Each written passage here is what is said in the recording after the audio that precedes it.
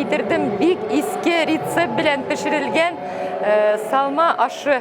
Анда, ну, как русча әйтем, фрикаделька белән аш ясадык, ну, яхшы диделәр. И китердик чечили пәрәмәч ясап. Аны бездә Пензада авылдан мен үзем, Путеевка авылыннан. Вот ол авылда әйтәләр, кунак ишеккә килеп кирде ишек төпкә. Синең пәрәмәчәң стәлгә менәргә тиеш.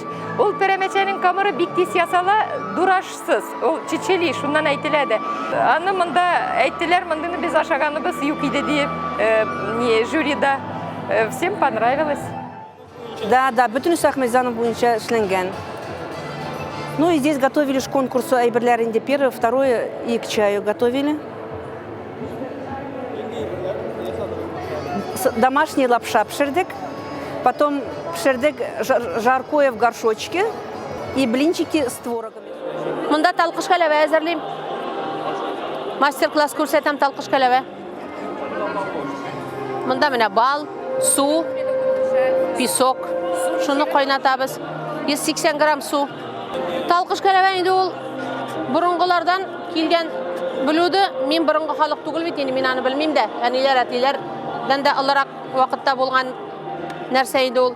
Моны инде мин кичкенә вакытта менә безнең әниләр моны яңа бистәдән бер апалардан алып кайталар, заказга биреп туйга. Аны күбрәк шул туйларга алалар. Хәзер инде ниндидер застолье булган сайын шуны алалар. Бу бик авыр әзерләнә ул, бик читен әзерләнә торган ризык. Ну бик тәмле инде, бик зак ясала, 1 минут эчендә авызда эреп бетә. 1 сәгатькә якын ясала. Бу ризыкны татарларның фирменный блюдолары дип әйтергә мөмкин. Монда чөнки бернинди дә руслаштырылган ризык юк. Монда бал, монда су, монда шикәр хәме. Шуларны барысын кайнатып, суын менә выпаривать итәсең дә, суы кайнап бетергә тиеш. Ул потом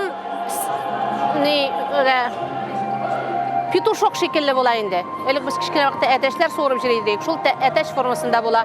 Аны бәк тиз итеп тарта башларга кирәк аннары. Ул шул агара.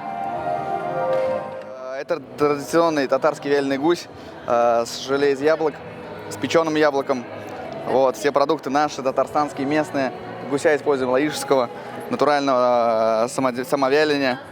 Далее у нас канина. Канина тоже собственного хозяйства.